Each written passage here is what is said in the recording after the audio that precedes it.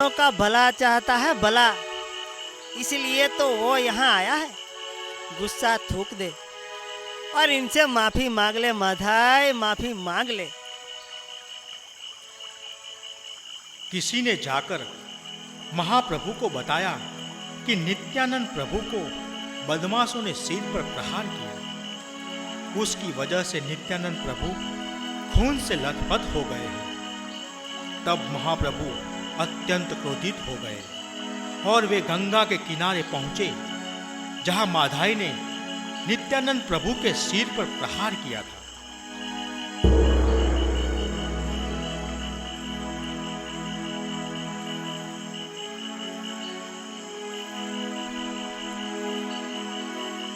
किसने मारा है मेरे नित्यानंद को? आज मैं उसका सर धड़ से अलग कर दूंगा। चक्र।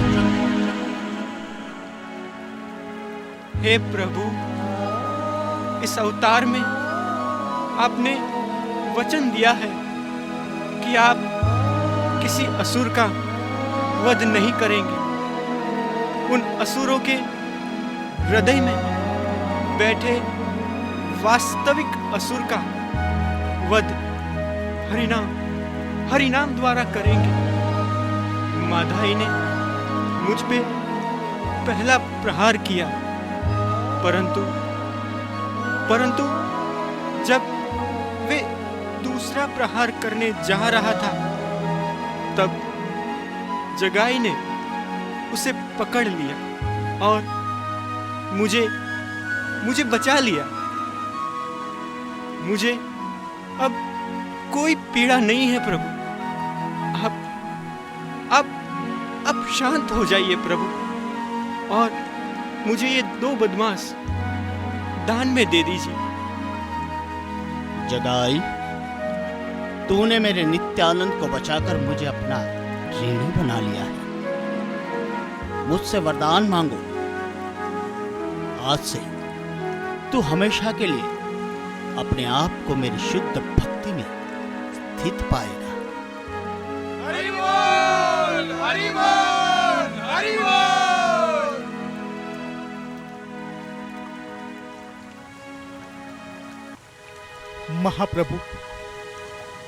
महाप्रभु, मैं बहुत पापी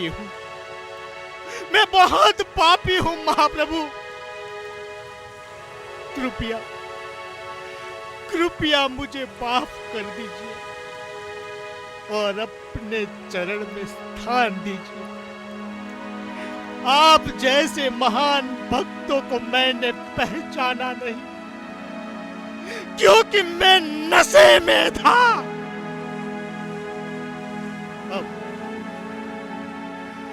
अब मैंने आपको पहचान लिया। आप पतितों का उद्धार करने वाले हैं, तो इस पतित का भी उद्धार कीजिए प्रभु। महाप्रभु, हमें मत मारिए। हम दोनों एक समान पापी हैं। फिर आप जगाई पर कृपा क्यों करते हैं? मेरे पर भी कृपा कीजिए प्रभु, मेरे पर भी कृपा कीजिए। आपके सिवा मेरा उद्धार कोई नहीं कर सकता महाप्रभु। आप ही मेरा उद्धार कीजिए। अरे जगाई, तुझे तो मैं माफ कर सकता हूं, पर इस माधाई को मैं कैसे माफ करूं? इसने मेरे नित्यानंद पर प्रहार किया है। नित्यानंद का शरीर मेरे शरीर से अधिक महत्वपूर्ण है। फिर मैं क्या करूं? कहां जाऊं महाप्रभु? मैं कहां जाऊं? जिसका तूने अपराध किया उसके चरण फिर से पकड़ लो। नित्यानंद, अब माधाई आपकी शरण में आया है। उस पर कृपा कीजिए, उसका अपराध माफ कर दीजिए।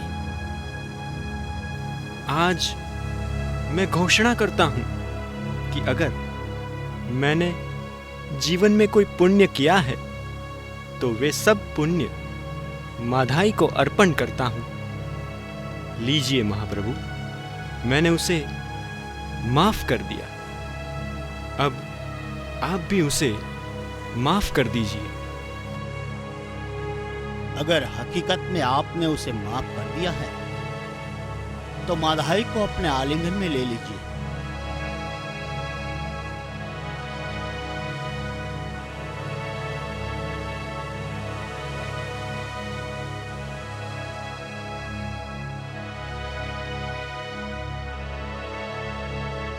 आज के बाद जगाए माधाई, आपके पाप का आचरण बंद। जी महाप्रभु जी। आज मैंने तुम दोनों को तमाम पापों से मुक्त किया। तुम्हारे पिछले करोड़ों जन्मों के पाप अब नष्ट हो गए। अब तुम दोनों वास्तव में ब्राह्मण बन गए हो।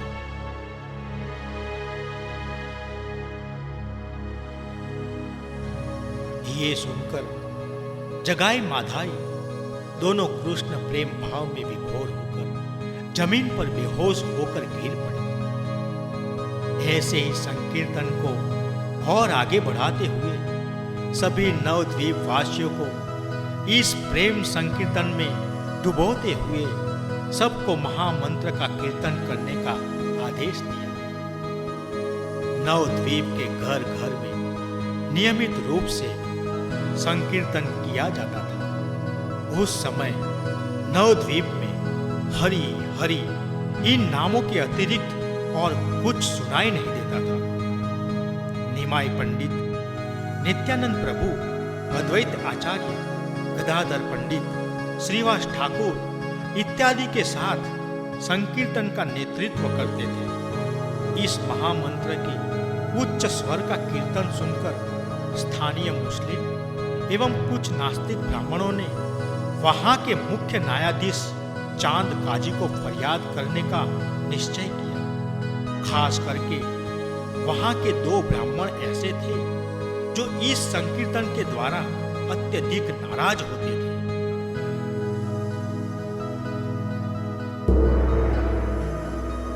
मेरे प्रिय पंडित जी, आप कैसे हैं?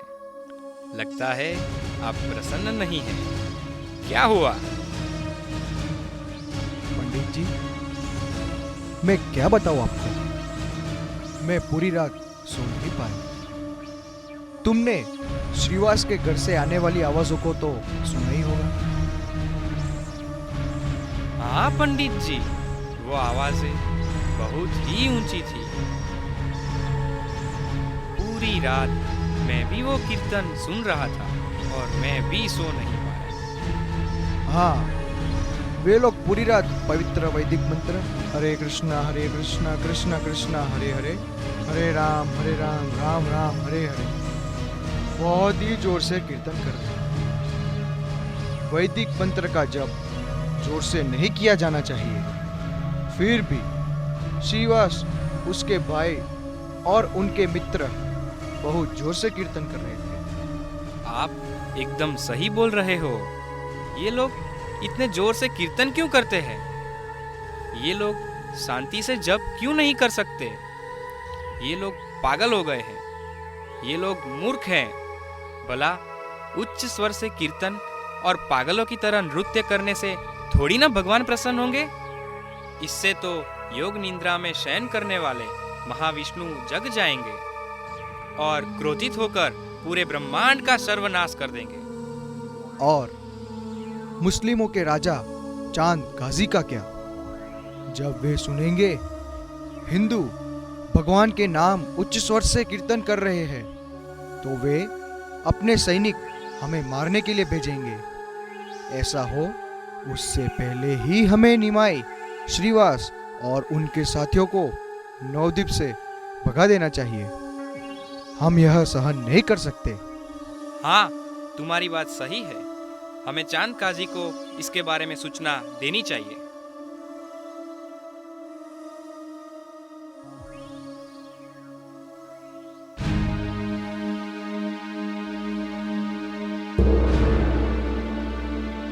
महोदय, हम एक फरियाद करना चाहते हैं। अब क्या हुआ? फिर से फरियाद? निमाई पंडित ने हिंदू धर्म के नियमों का उल्लंघन किया है। उसने संकीर्तन पद्धति प्रारंभ की है। हाँ, और ये हमने किसी भी शास्त्रों और ग्रंथों में नहीं सुना। दिन रात श्रीवास अपने भाइयों और अपने मित्रों के साथ मिलकर भगवान के नाम का कीर्तन जोर से करते हैं। जो कोई भी उनको मिलने के लिए जाता है, भले ही वो आपके धर्म का हो, वो भी कीर्तन करने लगता है। कृपया ये सब बंद करवाइए। महोदय, यह काम सिर्फ और सिर्फ आप ही कर सकते हैं। यदि इसी तरह चलता रहा तो हमारे धर्म का विनाश तो निश्चित ही है। कृपा करके हमारी मदद कीजिए।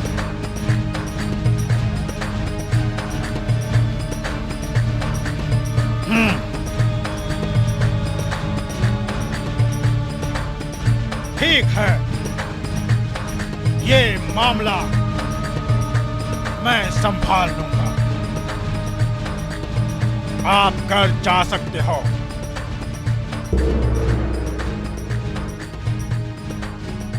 स्थानीय मुस्लिम और हिंदू नास्तिक द्वारा की गई फरियाद सुनने पर चांद काजी एक शाम को श्रीवास पंडित के घर पहुंचता है और वहां चारों तरफ आनंदमय कीर्तन सुनकर वो अत्यधिक क्रोधित हो जाता है।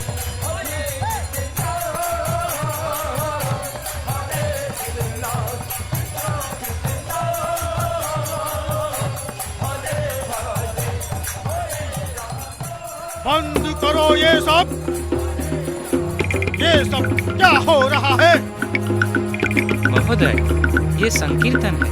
हम तो केवल भगवान के पवित्र नाम का कीर्तन कर रहे हैं। आप भी आइए और इस पवित्र संकीर्तन आंदोलन में भाग लीजिए। मेरे राज्य में हिंदू रीति रिवाज की अनुमति कब से मिल गई? ये सब यहाँ नहीं चलेगा। सिपाहियों, ये मेरा हुक्म है कि ये सब मृदंग तोड़ दो और इन सबको तब तक मारो जब तक ये लोग सबक नहीं सीख जाते। और पूरे नवद्वीप में ये फरमान जारी कर दो कि कोई भी इस जप और कीर्तन में भाग लेगा, उसको गिरफ्तार करके उनकी हड्डी पसली एक की जाएगी। हाँ, मैं भी तो देखूं कि कौन इस कीर्तन आंदोलन में भाग लेता है। मारो, मारो, सबको मारो, चुन चुन के मारो, किसी को भी छोड़ना नहीं। यही मेरा हुक्म है। ओ कृष्ण, कृष्ण, इन्हें बचाइए।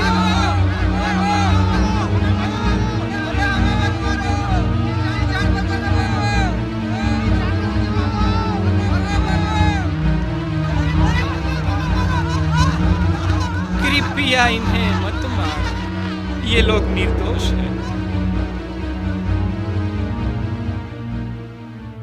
सैनिकों लाठी से भक्तों की पिटाई करते तो कभी गिरफ्तार करके उन्हें कारावास में डाल देते, फिर उनके परिवार के लोगों को भी दुख देते। कभी कभी चांद काजी खुद बाहर जाता और हरिनाम का जप करने वाले को पीटता। एक अवसर पर उसने व्यक्तिगत रूप से मृदंग को जमीन पर फेंककर तोड़ दिया। इसे देखकर उपस्थित सभी भक्त भयभीत हो गए और महाप्रभु के घर जाते हैं।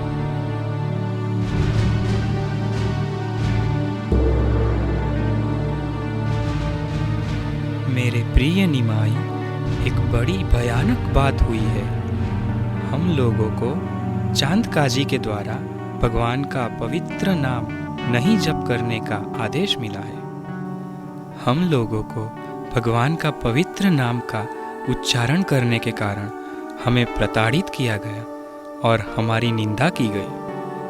कदाचित हमें किसी और स्थान पे चले जाना चाहिए।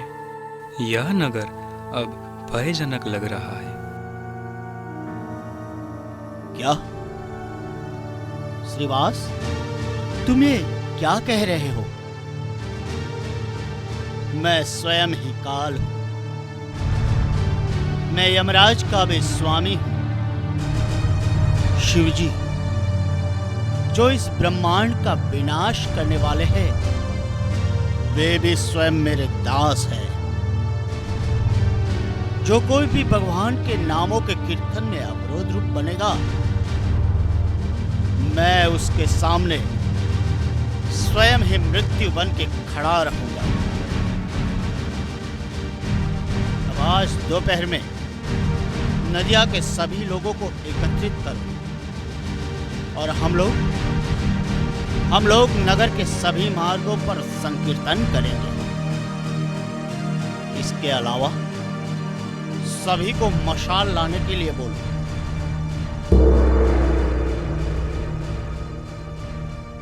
सब लोग महाप्रभु के घर पर आए। हर एक व्यक्ति अत्यधिक उत्साहित था, क्योंकि महाप्रभु को खुलेआम कीर्तन और नृत्य करते हुए लाखों भक्तों के साथ आगे बढ़ रहे थे। श्री चैतन्य महाप्रभु ने संकीर्तन दल का आयोजन किया। एक कीर्तन दल का नेतृत्व किया अद्वैत आचार्य ने। उनके पीछे दूसरे दल का नेतृत्व किया हरिदास ठाकुर ने और तीसरे दल का नेतृत्व किया श्रीवास ठाकुर ने। इस तरह दलों को आगे रखते हुए सब लोग चांद काजी के घर पर गए।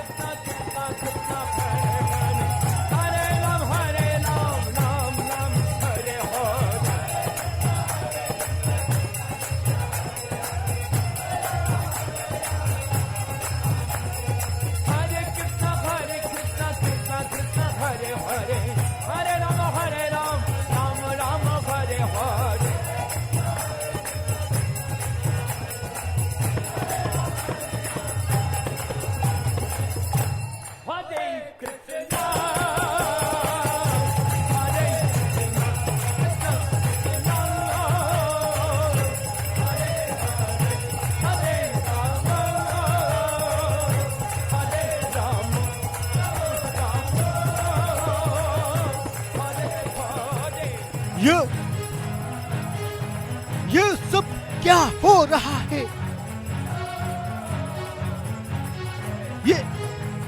ये सब क्या हो रहा है? इतने सारे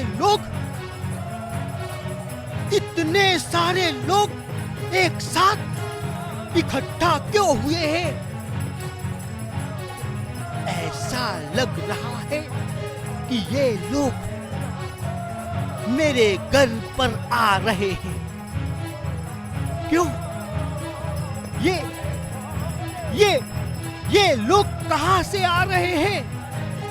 इतने सारे क्यों आ रहे हैं एक साथ? क्यों?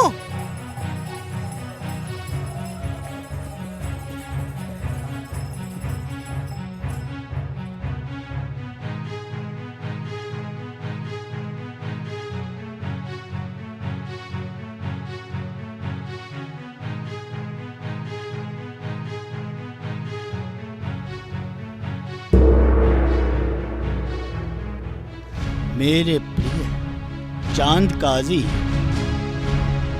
बाहर आओ। और इन सब अतिथियों को देखो जो तुम्हें मिलने आए हैं। तुम एक गृहस्थ हो, अतिथियों का स्वागत करना तुम्हारा कर्तव्य है। तुम घर में क्यों छिप रहे हो? ये किस प्रकार का सदाचार है? निमाई, मुझे बहुत खेद है। जब मैंने आपको और इतने सारे लोगों को देखा तो मैं बहुत ही डर गया। वास्तव में हम लोग एक ही गांव से हैं और तुम्हारे नाना नीलांबर चक्रवर्ती हमारे पड़ोसी थे।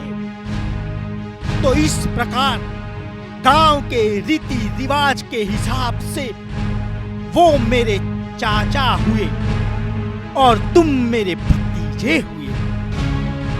जब चाचा से कोई गलती हो जाती तो भतीजे को उसे माफ कर देना चाहिए और अपने चाचा की गलती को ज्यादा गंभीरता से नहीं लेना चाहिए।